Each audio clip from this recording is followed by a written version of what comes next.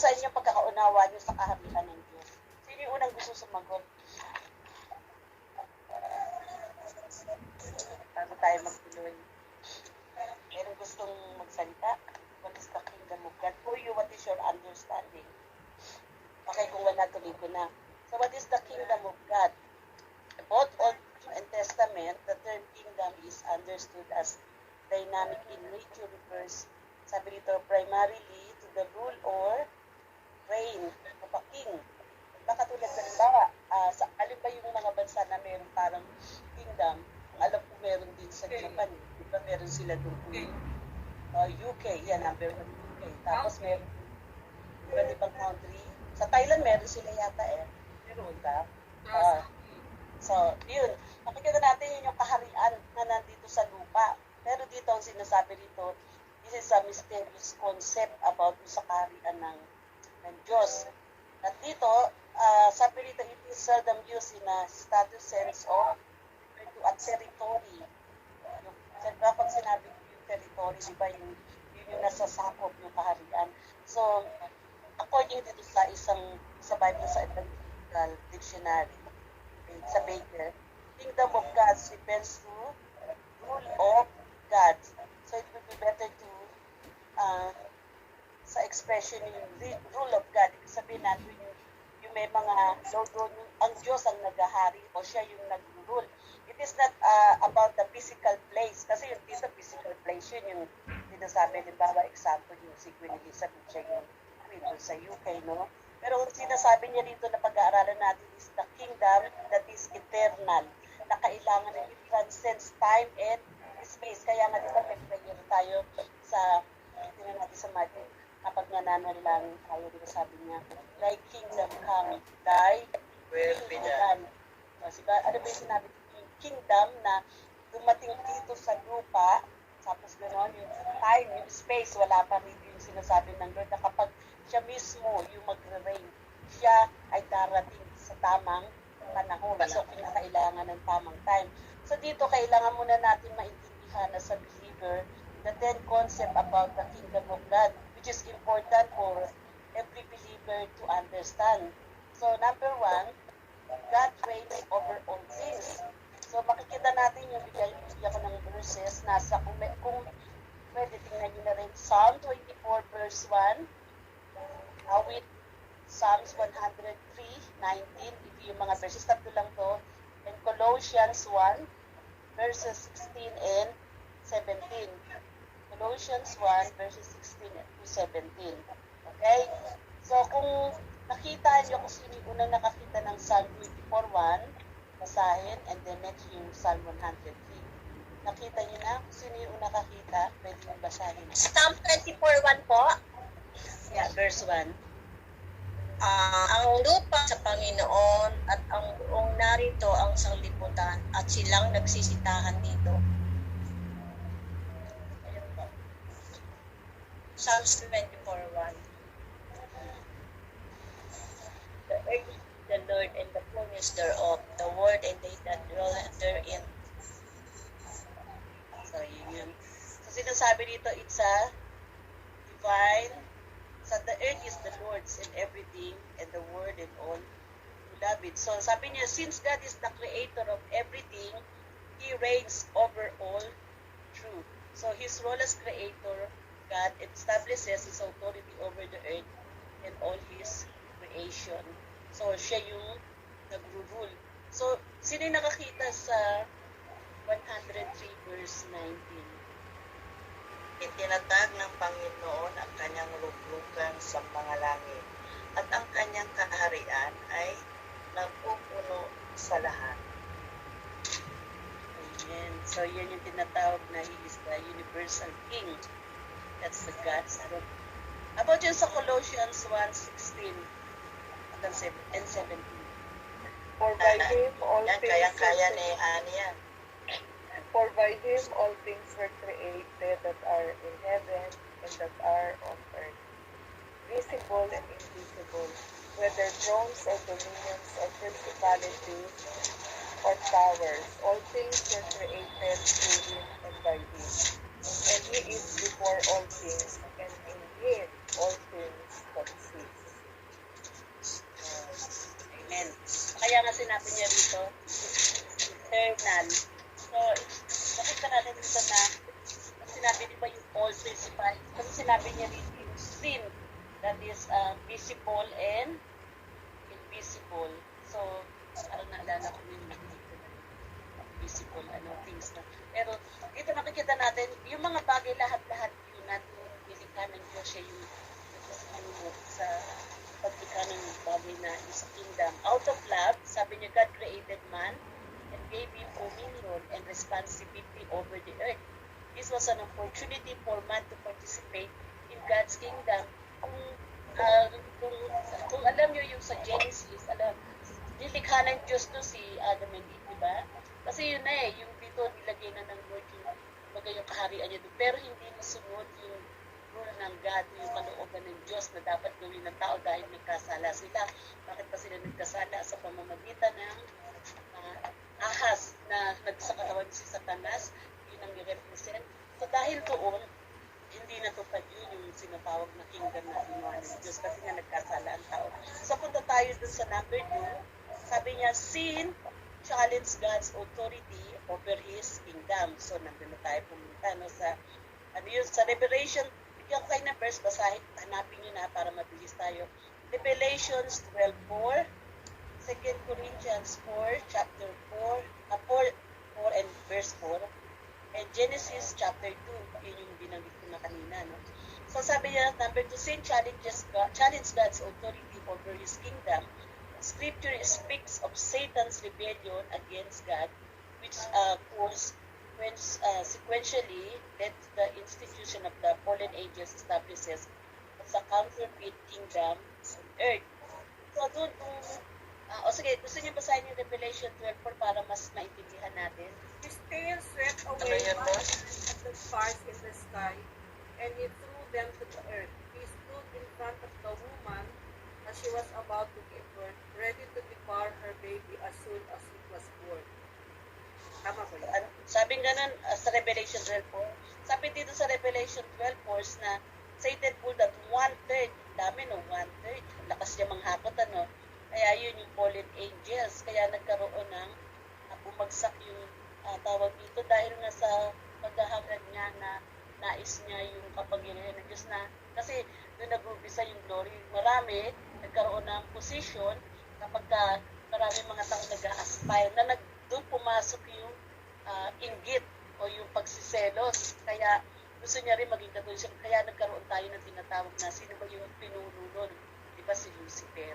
So napakaganda niyang nilikha pero dahil sa jealousy o yung sa inggit, nagkaroon siya ng, kaya nga di ba inaalis ng Lord sa atin na hiningi natin ng tawad na kung meron tayo nararamdaman minsan na nagsiselos tayo o maaaring na hindi tayo, yung iba meron, tayo wala. Dapat natin sa Lord, yung panalangin natin sa Lord na huwag tayo magkaroon ng ganoong klase ng tawag dito, yung klase ng attitude kasi yun ang nag-umpisa yun ang ginamit kaya ito nagkaroon ng fallen angel, si Lucifer, at nagsama pa siya ng mga katribo niya. So dun sa 2 Corinthians chapter 4 verse 4, anong sabi doon? Na binulag ng Diyos ng sanglibutang ito ang mga pag-iisip ng mga hindi nagsisampalataya upang sa kanila huwag sumilang ang kaliwanagan ng ebanghelyo ng kaluwalhatian Kristo na siyang larawan ng Diyos. Amen. So, yun nakikita nga natin dito na yun dahil doon nagsimula sa yung counterfeit sa kingdom on earth. So, pumunta tayo sa Genesis chapter 2. Pero hindi natin babasahin na mahaba kasi yun. So, iaano na lang natin, isa-summarize na lang natin kung ano yung nangyari dun sa... Pero, kung buksan nyo lang sa Genesis, basahin lang muna natin sa verse 1. Verse 1 na lang. Kasi masyado mahaba yun. Genesis 2, verse 1. Verse 1.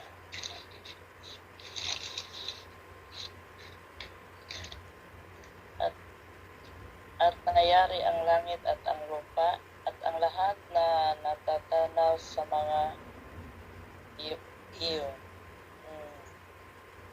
Okay, so sabi niya, God created everything in the heavens and the earth. So, dito, makikita natin dito na nilikha niya lahat ng bagay. Pero, maganda yung plano ng Diyos para sa Amen. sangkatauhan. Pero dahil nasa kasalanan ng tao, yung tao hindi talaga sumusunod sa Lord, katulad ng binasa natin sa 2 Corinthians, dahil doon, hindi nila maunawaan kung ano yung plano ng Diyos Diyos. para sa sangkatauhan. Binigyan na tayo ng Diyos ng magandang buhay. Lahat. Pero, Amen. pero hindi natin maunawaan kung ano talaga yun. Pilit pa rin Oo. natin nilalayo yung ating mga Sarili. sarili sa Kanya. So, punta tayo roon, dire-diretso tayo sa number 3. Sabi niya, God's promise a kingdom. Diba, pagkatapos mo, nagmula dun sa pagkakas niya kay Adam and Eve. And then, after nung nagkaroon na ng kasalanan. So, dito makikita natin, God's promise a kingdom. Kung meron kayong, pwedeng sa inyo yung Genesis 12, chapter 12 verses 2 and 3. Tapos yung sa Genesis 26:4 and Genesis 26. 17:8. Yeah. Genesis 26:4, tatalon-talon tayo kasi mahaba nga ang Genesis. 26, And 4. Genesis 17:8. Okay, basahin ko lang muna.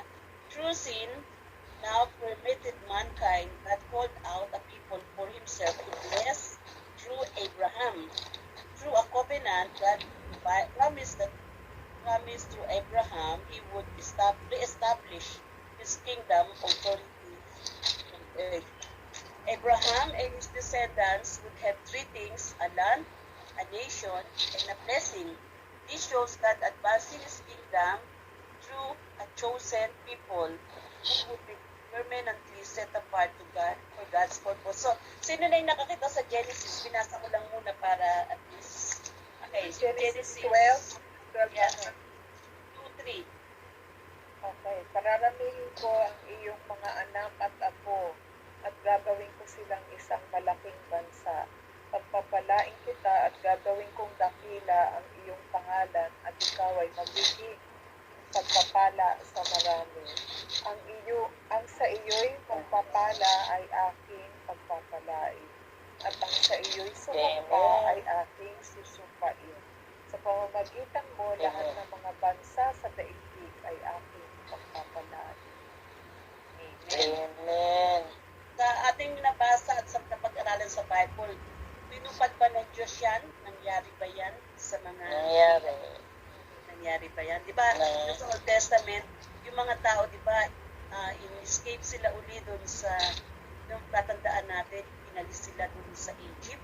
Hindi nila sila uli ng Lord sa Promised Land. Pero hindi na naman natupad yung ano ba ng Lord dahil din sa kasalanan ng mga Israelita. So, pumunta tayo sa Genesis 17:8. Sino yung nakakita? 17:8. At ibibigay ko sa iyo, sa iyong binhi. Pagkamatay mo, ang lupain iyong mga pinaglakbayan, ang buong lupain ng Kanaan, na pag-aaring walang hanggan, at ako ang magiging Diyos nila. 26:4. 26:4. 26:4. Pararamihin ang iyong binhi na gaya ng mga bituin sa langit. At ibibigay ko sa iyong binhi ang lahat ng lupain ito at pagpapalain sa iyong binhi ang lahat ng bansa sa lupa. Amen. Ito yung tinatawag na seed of righteousness. Yung posterity of promise. Ang daming pangako ng Lord na kanyang sinabi dito, titignan natin sa Genesis. At marami rin siyang ginawang bagay at ginamit ng mga tao, katulad nila Abraham, sila Moses. Pero hindi pa rin natupad. Nandun na sila sa promised land, pero yung mga tao, pilit pa rin na may siniset apart nila yung kanilang sarili. Pero hindi pa rin tumigil ng Lord. Napakabuti ng Diyos. Kasi kung tumigil lang Lord sa nagsawa na siya, parang tayo, di ba, madali tayo magsawa. Minsan, bahala ka na sa buhay. Pero nakikita natin dito yung kabutihan ng Diyos na hindi pa rin siya tumigil, palagi siyang gumagamit at humahanap ng mga tao na gagamitin niya para lang matupad yung kanyang kalooban. No? Sabi niya ron niya, binigay niya na yung land, yung nation, at yung blessing niya. This shows how God is advancing His kingdom through His chosen people. So ngayon, tabang sa number 4, babasahin ko lang, God shows previous standard of holiness freedom. So dito makikita natin, di ba pinag-aralan natin yung nakaraan tungkol dun sa sila ay in-escape ng God mula dun sa bayan ng Ehipto. Kasi sabi niya rito, after Israel escapes from Egypt, God established a covenant with His people at Mount Sinai. Dito, di ba, ni-reveal ng Lord yung kanyang pangalan na sinabi niya kay Moses, I am. So, it's establishing His character as the all-sustaining one. So, nandun yung sa Exodus chapter 3, verse 4, pinag-aralan natin yun yung nakaraan linggo. So, when He gives the law to Moses for the people of Israel, He does so to set the nations apart from all other on earth. So, yung holiness ng God was the standard for the people's obedience. Kung nakailangan nyo, lagi nyo binabanggit, di ba? Kaya nga, because God is holy, so kinakailangan na tayo ay sumunod din sa pagiging, hindi naman na sinasabi na holy, sinatawag dito, yung tayo ay malayo sa kasalanan, apart, sa sin. So dito makikita natin na siya rin ay, dahil sa kasalanan ng tao, yung sa disobedience, di ba, nagtayo ang Lord ng isang tinatawag na yung covenant na yung gumawa siya doon na hindi maaaring pumasok yung unless na tinanggap ang Panginoon, kundi yung mga priest ng mga panahon na yun, yung mga priest lang ang nakakapasok doon. So, ang mangyayari doon, kapag ka pumasok ka at ikaw ay makasalanan, ang mangyayari, ikaw ay mamamatay. Kaya nga kapag tumitingin tayo sa araw, hindi talaga tayo makatingin. So, titingnan natin, dahil masisilaw tayo parang gano'n, yung sa So dito makikita natin yung God's holiness was the standard for the people's obedience. The Israelites' faith was to guide their actions. Forgiveness came by way of sacrifice through meditation of the priest. Yung binanggit ko nga, the conditional nature of the covenant reveals the standard of holiness that must be maintained in His kingdom. So kinakailangan pala, kung talaga natin gusto natin ma-maintain, makita ang kingdom ng Lord.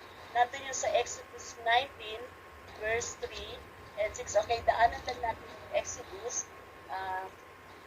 Tignan natin yung Exodus chapter 19, verses 19 verses 3 to 6. Napasahin ko na lang muna para medyo mabilis tayo. Then Moses went up to God, and the Lord called him from the mountain and said, "This is what you are to say, the house of Jacob, and what you are to tell the people of Israel. You yourselves have seen what I did in Egypt, and how I carried you on eagle's wings and brought you to myself. Now, if you obey me fully and keep my covenant, then out of all nations will be my treasured possession." So yun yung tawag niya, that divine ownership. Although the whole earth is mine, you will be for me a kingdom of priests and a holy nation.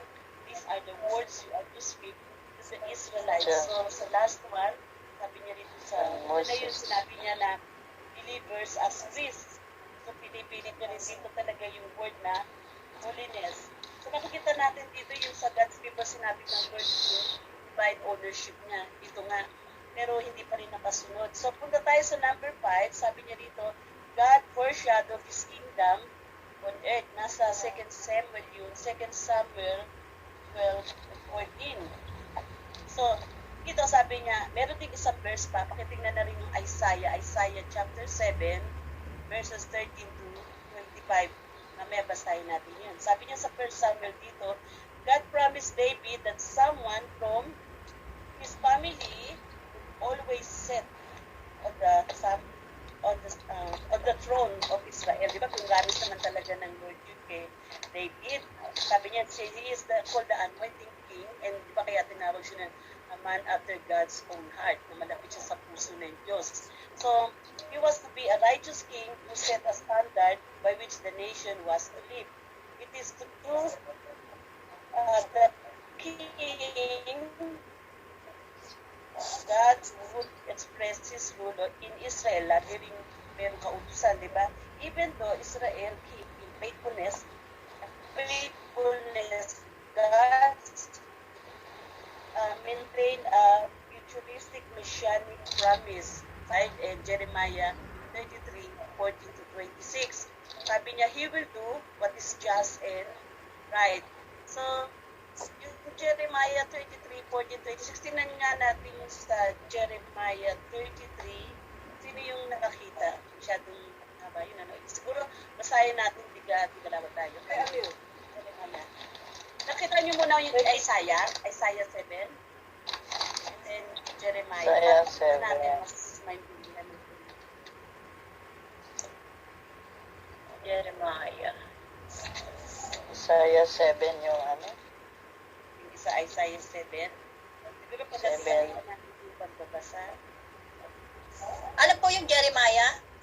Yung isa Jeremiah 33, 14 to 26. 26. Sa Isaiah 7, Sa 33. Isaiah 7, 7, 13, 25. Tag-ilan? Siguro tigatlo siguro. Tigatlo, sige. Jeremiah? Sige. Jeremiah muna. Oh, Isaiah. Isaiah Isaiah? muna. Isaiah 7, tapos yung Jeremiah. Okay, Tigatlo? basahin na natin. Tigtatlo. Sino una? Kahit sino. Sino una? Sige, ikaw. At kanyang sinabi, dinggin ninyo ngayon, o sangbahayan ni David. Maliit na bagay pa sa inyo ang ay mamagod sa mga tao na inyong papagurin rin ang aking Diyos. Kaya't ang Panginoon nga ay magbibigay sa inyo ng tanda. Narito, isang dalaga ay maglilihi at manganganak ng isang lalaki at tatawagin ang kanyang pangalan na Emmanuel. Siya'y kakain ng mantikilya at pulot pagka siya'y natulong tumanggi sa kasamaan at pumili ng mabuti. Ganda na binagay niya, eksakto yung mantikilya. Mantikilya. Wala. Tsaka pulot. Ano yan? Isaiah, ano yan? Isaiah 7. 7. Wait, nagbalita ako sa mantikilya. Mayroon pa. Ako rin eh. Meron na pala noon. Next. Meron pa Sa next. Oo nga, mantikilya. At 13, 14. Ano na, Jeremiah 16. 33. May ano pa. Hindi pa Meron tapos ba yung sunod? Isaiah. 17, 18, 19. Sino magbabasa? Hindi, 16 daw. Gatas at pulot sa akin. 16. Sorry, 16. 16 pala. 16 hanggang 18. Ha? Ano sa'yo? Ang mantikilya. 16 hanggang 18. 16 hanggang 18. 16, 17, 18. Sino susunod? Okay. Ako na. Sapagkat bago maalaman ng bata na tumanggi sa kasamaan at pumili ng mabuti, pababayaan ang lupain ng dalawang haring iyong kinayayanutan. Ang Panginoon ay magpapasabit sa iyo at sa iyong bayan at sa sambahayan ng iyong magulang ng mga araw na nangyari mula ng araw na humiwalay ang Ephraim sa Huda sa makatuwid bagay ang hari sa Assyria. Sino yung next?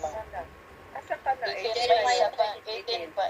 May 18 pa Nangyayari rin. sa araw na iyon, masusugsutan ng Panginoon ang langaw na nasa kahuli-huliang agi ng mga ilog at ang puti na nasa lupain ng Assyria. Tama, apply sa English, langa sa Tagalog. Ang langaw ay nasa kahihilom. Okay na, Dani, 19. Kahuli-huli. Ano, 19 hanggang... 21. 21. If ito naman, darating ang mga ito at maninirahan sa matatarik na bangin, sa mga lungga ng malalaking bato, at sa lahat ng dawagan at mga pastulan. Sa araw na iyon, ang Panginoon ay uupa ng mang-aahit mula sa kabila ng ilog Euphrates, ang hari ng Assyria. Aahitin niya ang buhok mo sa ulo, pati na ang iyong palbas, at gayon din ang balahibo mo sa buong katawan. Sa araw na iyon, ang bawat tao ay mag-aalaga ng isang lumalagang baka at dalawang tupa. Sa 22, babanggitin na naman yung mantikilya. 22 hanggang Gatas sa akin eh. Sa 22 hanggang 25 na. Yan. Si Angie. Angie, Jeremiah? Hindi sa Isaiah. Isaiah. Saya. Ay, naka-Jeremiah ako. O sige, basta Isaiah. Isaiah. Okay, sino magbabasa ulit? May ano siya. Ito. At mangyayari na dahil sa kasaganaan ng gatas na kanilang initin, ay kakain siya ng mantikilya. Sapagkat ang bawat isa na naiwan sa gitna ng lupain ay kakain ng mantikilya. Ang matitinag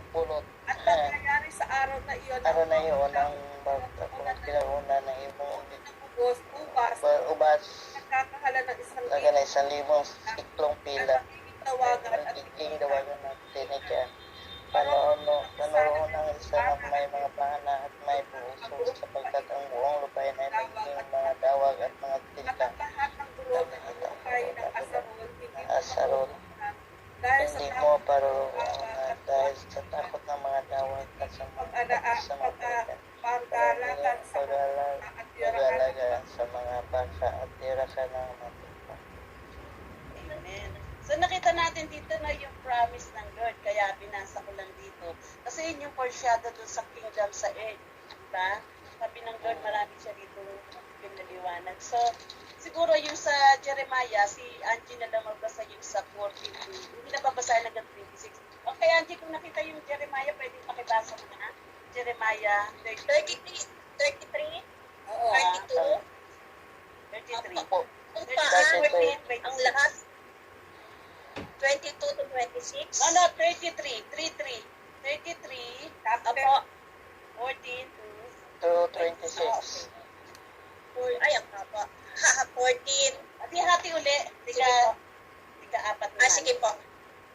Narito, ang mga araw ay dumating, sabi ng Panginoon, na aking isasagawa ang mabuting salita na aking sinalita tungkol sa sambahayan ng Israel at tungkol sa sambahayan ni Judah. Sa mga araw na yaon at sa panahong yaon, aking pasusuntingin kay David isang sanga ng katuwiran at siya'y magsasagawa ng kahatulan at katuwiran sa lupain. Sa mga araw na yaon ay maliligtas ang Juda at ang Jerusalem ay tatarahang tiwasay at ito ang pangalan na itatawag sa kanya, ang Panginoon ay ating katuwiran. Hindi ko kulang kailanman ng lalaki na maupo sa luklukan ng bahay ng Israel. Tapos na po ako sa 17. Sige, sino gusto magbasa doon ng 17? Basta yung 18, sa 18. 17. Binasa mo ba yung 17 ano? Okay. Opo. Okay. 18 na. Tapusin mo na. Ay, okay, sige. Hindi ko kulangin ang mga saserdote ng mga Levita ng lalaki sa harap ko na maghahandog ng mga handog na susunugin at upang magsunog ng mga alay at upang maghaing palagi. At ang salita ng Panginoon ay dumating kay Jeremiah na nagsasabi, ganito ang sabi ng Panginoon, kung inyong masisira ang aking tipan sa araw at ang aking tipan sa gabi na anupat hindi magkakaroon ng araw at ng gabi sa kanilang kapanahunan.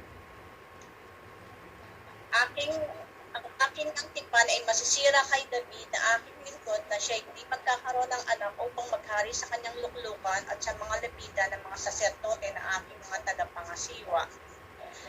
Kung paano ang lahat ng natatanong sa langit ay hindi mapipilang o matatakal man ang buhangin sa dagat, gayon ko pararamihin ang bighi ni David na aking lingkod at ang mga Levita na nagsisipangasiwa sa akin.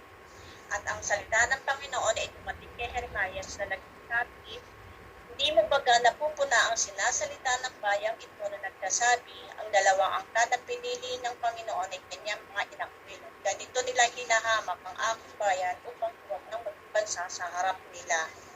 Ganito ang sabi ng Panginoon, kung ang aking tipan sa araw at sa gabi ay hindi panayo, kung hindi ko itinatag ang mga ayos ng lupa at ng langit. Aking na itatakwil din ang Jacob at David na aking lingkod na anupat, hindi ako kukuha ng kanyang pinhi na maging paruno sa pinili kumami sa aking ni Jacob, sapagkat aking ipapilin sila mula sa kanilang pagkihan at maawa ako sa kanila. Amen. Amen. Praise the Lord. So dito, ulit niya rin dito sa pamamagitan ng Haring David, nakita natin yung faithfulness ng Lord. Mula kumbaga branch ba, nagkaroon ng ganitong anak, nagsimula pa si Abraham na sinabi na Father Abraham has many children. So simula dun sa puno na yun pababa, so nakita natin kung paano nangyari ito na hindi natapos matuloy-tuloy na yung sa kingdom dahil nga sa hindi na tutupad ng tao o yung God's rules. So dito nakikita natin yung promise ng Lord yung sa mga susunod na lahi, no? So sabi niya, the days are coming, declares the Lord, when I will fulfill the good promise I made to the people of Israel. So nakita natin dito may mga pinili ang Diyos ng mga tao, sila David, at marami pang ibang mga king. Do, kahit na hindi na naging sa mga susunod na salinlahi na ipinapromise ng Lord, kahit na hindi nagpag. Pero kapag ang Lord ay nag-promise sa kanya, hindi yung tinatawag na covenant.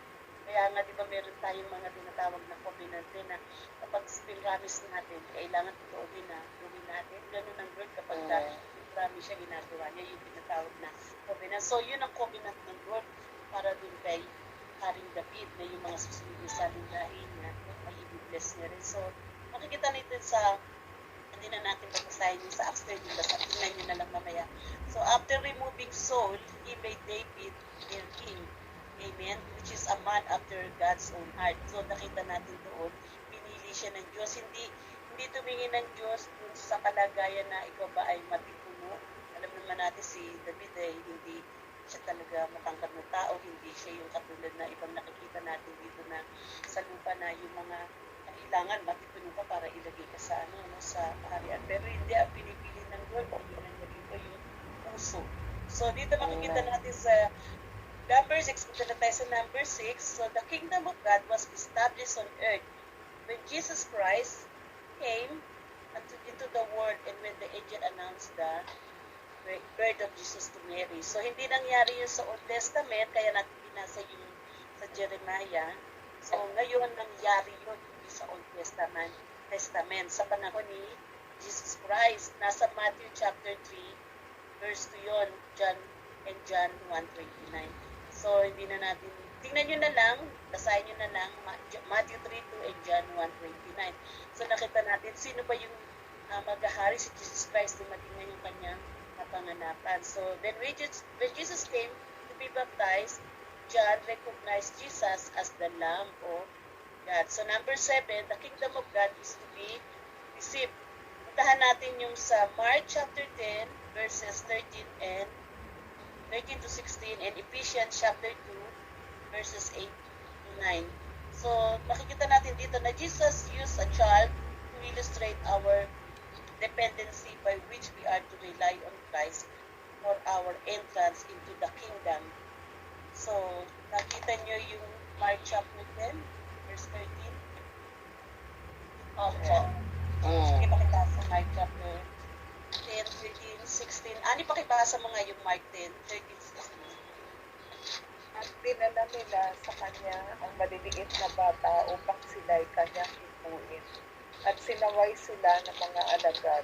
Datapwat nang ito'y makita ni Jesus, ay nagdalang galit siya at sinabi sa kanila, pabayaan ninyo magsilapit sa akin ang maliliit na bata.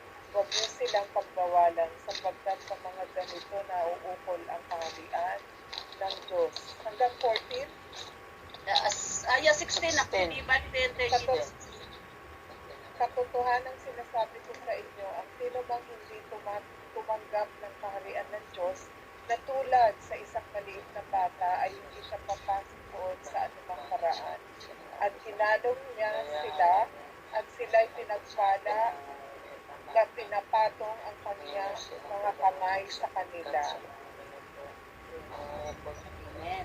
Sa palagay niyo, bakit pinili ng Diyos yung sinabi dito katulad ng isang bata? Bakit ko sinabi gano'n? Dahil ang mga bata, napakasimple ng kanila mananampalataya. Hindi sila nagtatanong.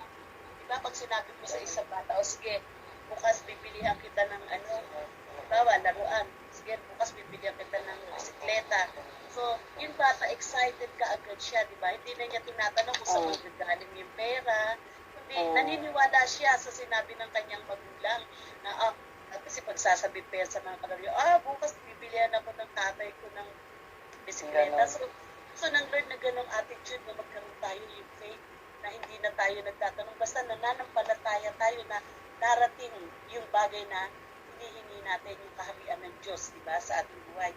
So sa Ephesians chapter 2, verse 8-9, kung nakita niyo Ephesians chapter 2, verse 8-9, so pakibasa na lang.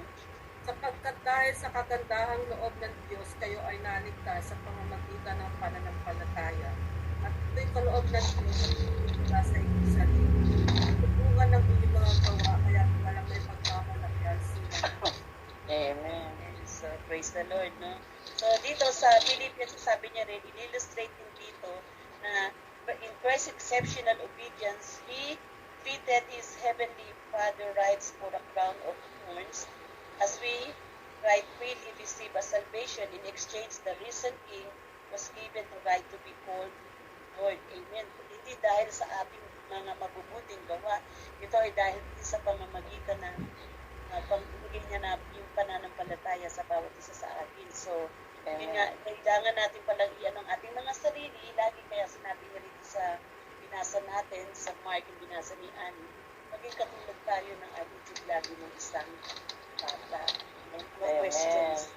Question at all. So number 8, sabi niya, is entrance into the kingdom of God requires belief and repentance. Ito ay makikita sa Mark chapter 1 verse 5 and Matthew chapter 3 verse 2 and Matthew chapter 4 verse 23. So, siguro mas magandang hanapin nyo na sabi niya, Mark chapter 1 verse 5, Matthew 3 verse 2 and Matthew 4 verse 23.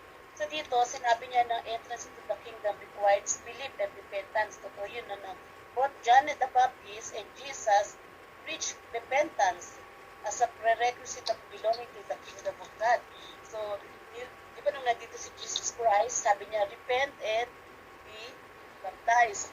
Si Jesus, di ba hindi naman niya hinayaan na hindi siya mabaptize, kundi di ba si John, binaptize siya, ginamit si John para magkaroon siya ng tinatawag na yung baptismo. Sabi niya rito sa John 3:3-5, sabi niya, repentance and belief in Christ leads a person to a spiritual birth that guaranteed entrance into the kingdom of God. So kung nakita niyo na yung binasa ko lang, sino na unang nakakita ng Matthew? Mark and Matthew. Nakita niyo, Mark chapter 1 verse 5? At nilalabas siya ng buong lupain ng Judea at nilang lahat ng mga taga-Jerusalem at sila'y binautismohan niya sa ilog ng Jordan na nangagpapahayag ng kanilang mga kasalanan. Ayan. So, di ba, binaptize siya? Yung tinatawag doon, yun yung simbolo rin ng repentance. Ayun, anong sabi sa Matthew chapter 3 verse 2? 3:2. Yeah. Magsisi kayo sapagkat malapit na ang kaharian ng langit. Amen. Ayan. So, doon nakita natin, sinabi rito is kaharian ng langit. Kasi hindi natin makikita yung kaharian ng langit, hindi tayo magre-repent sa lahat ng ating mga kasalanan. Kasalanan. So, ano sabi Amen. dun sa chapter 4? Chapter 4 verse 23. Ito, nilingkod Galilea. 23. Isa sa mga sinagoga at pinapangaral ang magandang balita tungkol sa pagkakari ng Diyos. Pinapagaling din niya ang lahat ng Amen. So, yun sabi niya sa 23, it's not proper to hold of God, it cannot kill Galilee, teaching in the scriptures and preaching the good news. Good news about the kingdom and healing every disease and disability among the people. Yun yung sa multiplication ng sa disciple niya. So, hindi lang pala tayo pinatawad sa kasalanan natin, kundi tayo rin ay pinagaling sa lahat ng ating mga laman, no? Physical, emotional, hindi lang spiritual yung pinagaling sa atin ng Lord. So dito, as a believer, sabi niya sa Luke 17:21, as a believer, the kingdom of God resides within us. So yun ang pangako na sabi ng Lord. No? When Jesus thought the kingdom was within the believer, His intent was to teach the believer of the new spiritual realm in which the person now in the church is a part of the kingdom of God, but it's not that vitality of His kingdom. So dito pala, sabi niya, kung tinanggap natin si Jesus Christ sa ating mga buhay, dumating yung kingdom. Kaya nga sabi, this is very mysterious sa ating mga puso. So tutuloy lang natin, sabi niya sa verse, sa number 9, the kingdom of God is mysterious. Sabi niya, Jesus teaches on the mysteries of the kingdom of God through parables. Di ba kaya nga nagbigay ang Diyos ng maraming mga parables? Yung sa Matthew 13, isa doon, in-introduce niya yung different form of kingdom that had not been revealed in the Old Testament. Sabi niya, through these parables, Jesus teaches about the spiritual reign of Christ after He is absent, and then from before the second coming. This chapter, the hearers, kasi iba-iba yun, tuloy natin sa Matthew, they learn that this age will encompass those who will believe as welcome those who will not. The second parable shows how there will be a judgment that separates believers from non-believers. So yun yung pinatawag na kapag nagkaroon ng judgment, i-judge yung mga hindi naniwala sa Diyos, hindi tumanggap sa Kanya, at yun sa mga tumanggap sa kanya. Sabi niya, the believer separates yun yung sa pag-judge, separates believers and non-believers. Nandun yung sa chapter 30 ng Matthew, verses 24, 30. Now, the parable of the mustards describe the kingdom of God as a movement of believers that will start small, but then experience rapid growth. Di ba tayo, nung na-born again tayo, ano ba ginawa natin, tayo ba ay nagbago? Di parang yung sinabi niya nga sa mustasa, di ba? Nagtanim kami dito sa gardening, nagtanim ng, parang dito katulad kunyari, yung okra o yung talong, no? Kapag hindi mataba yung lupa nun, syempre, yung dati ko kasi hindi nabuhay, no? So, ang mangyayari doon, at hindi namunga, lumaki siya, yung talong, pero hindi siya namunga. So, parang hinalitulad din sa ating mga Kristiyano doon, na kapag nagtanim ka, oo nga, meron kang tawag dito, lumago ka, nagkaroon ka ng dahon, pero wala din yung bunga. Ganun din yung sinasabi ng Lord dito sa atin, na tinanggap natin si Jesus, kailangan tayo ay lumago at mamunga. Diba? Kung walang silbi, katulad ng sinabi niya yung may isang puno, yung sa fig tree, na kung hindi mamumunga, sabi niya ng Lord, ay tagpasin. So sa ating paglakad sa Panginoon, importante na tayo ay nakitaan ng bunga ng banal na espiritu. So dito makikita dito, yung opposite how would where Jesus teaches in the Beatitudes about the blessing, the poor, the overfull, hungry, and humble receive in heaven. Those who suffer on earth will be rewarded in heaven, even though we may not interested in everything about the kingdom. We even the teachers. So sabi niya rito, kahit na yung dumarating tayo, kahit na tayo rito, yung mga iba, yung sa Beatitudes, nakikita natin lahat. Kaya kailangan natin basahin ng Biblia, pag-aralan natin, para lalo tayong tumago sa Panginoon. Kasi kung binabasa lang natin ng Bible dahil may Bible study, paano tayong lalago sa ating paglakad sa Panginoon? So, importante na tayo ay nagbabasa at nag-aaral palagi ng salita ng Diyos upang maunawaan natin. Hindi ko na pinabasa sa inyo isa-isa dahil mahaba tayo. Basahin nyo na lang yun sa basta yung buong Matthew chapter 13 para po marami tayong maunawaan doon. So, dito sa last one, sa number 10, the kingdom of God has implication for believers today. Ano ba yung implication niya? Sabi niya sa Matthew 16, Matthew chapter 6, verse 10, no? Tingnan nyo na lang yun mamaya. Sabi niya, as believers of Christ, we are to worship Him as Lord, acknowledging Christ as Lord. It is in effect recognizing His reign, di ba? Siya yung nag-reign, siya yung nag-rule sa ating mga buhay.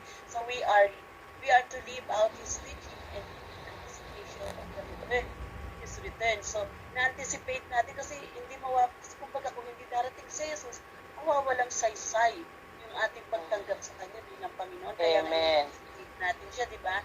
Ginagawa natin yung kalooban ng Diyos dito sa lupa. Kasi sabi nga, kapag nag-pray tayo, Lord, para nang nasa langit, di ba yung the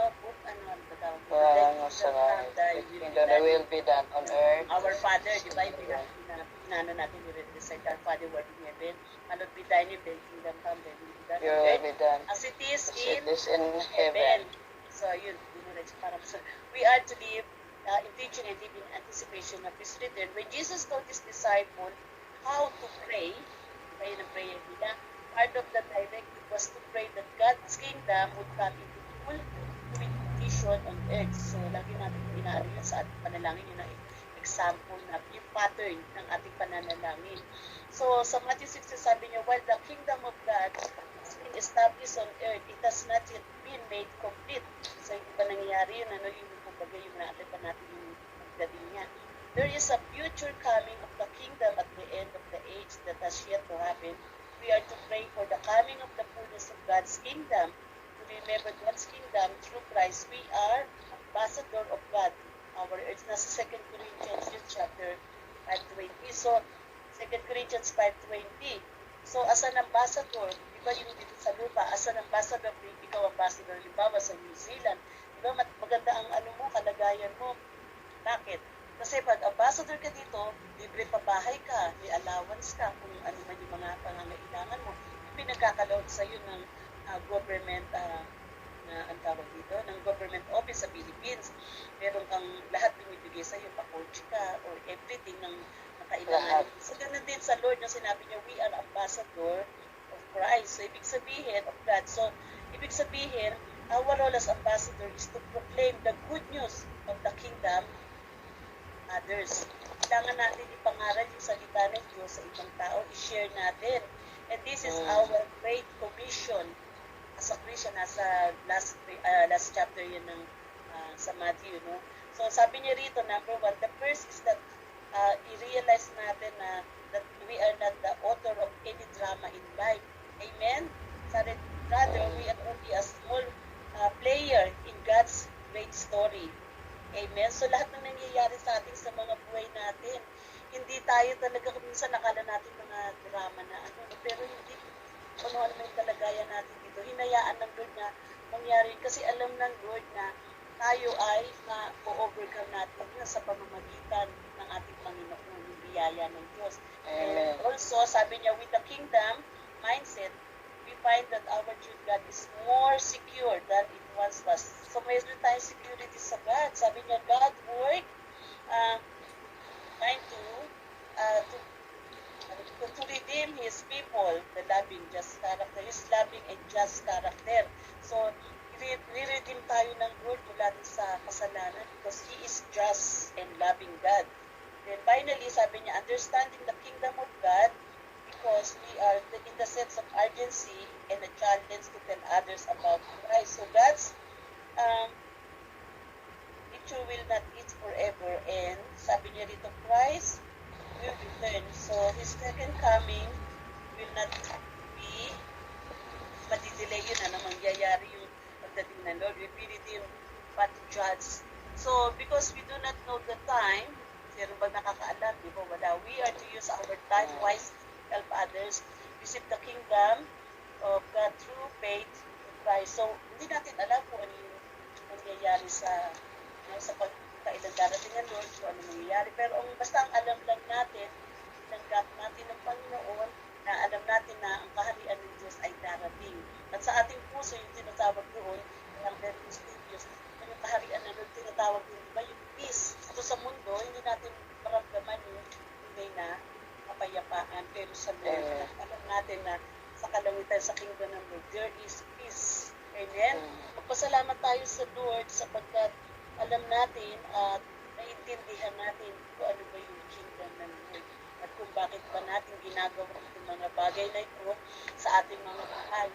Bakit ba natin binabahagi yung kanyang salita sa atin, sa mga tao na hindi ba nakakakilala. Amen? So let's pray. Amen. The Lord, salamat po Panginoon sa Salamat Lord sa yung tulong Lord God na maunawaan namin ang ibig sabihin po ng kingdom mo God. Salamat po Panginoon sa pagpatunay na po na you called out from out of darkness into your marvelous light Panginoon. At dinala mo kami sa iyong wanag Panginoon. At salamat din sa kaligtasan sa aming mga buhay Panginoon. Amen. Salamat Tunay nga po Lord. Lord God sa darating na panahon. Alam namin na inaasahan din namin Panginoon na sa iyong pagbabalik Panginoon ay makakasama ka namin Panginoon. Yes, Lord. You are the people Panginoon na Yes, Father God. pinampala nila yung mga bagay na nais yung gawin sa mga buhay. Lord, Amen. Yes, Lord. Marating kami sa kanyaan Panginoon. Dalangin Yes, namin. Lord. Tabahin kami, Ginoo. Sa amin ng kalakasan. Lagi kami, Lord, kalakasan, Lord. Namin sa aming paligid. Yes, Lord. Yes, Lord, Lord. ikaw ang aming Lord, tulungan, ikaw ang aming pagtulungan. Amen. Yes, God. Si Annie, Lord, Yes, si Annie, Lord. si Mirbe, O Lord God, si Ate Eden, O Yes, Lord God, ang bawat isa, Lord God. Pabisa sa Doon amin, na Lord. magkaroon ng kalakasan, Panginoon, na maibahagi namin, Lord God, ang iyong kaharian, Lord God. Yes, Salamat Lord. po, nalain mo po ang bawat pamilya na nag-represent sa ang oras na ito sa gabing ito, Panginoon. Yes, Lord. Yes, Lord. Salamat naman po. Amen. Man ang pangangailangan ng bawat isa, yung may mga panalangin sa kanilang mga puso, Lord, hindi man Panginoon nabanggit ito. Lord, you know us, O Lord God, you know them, O God. Alam mo, Lord. Alam ko sa mga oras na ito, Lord God, ay tinugon mo at binuksan mo ang iyong Ang kaharian puso. sa langit, O God, na ang iyong pagpapala ay ibigay mo sa bawat isa. Amen. Yes, Lord. Salamat naman.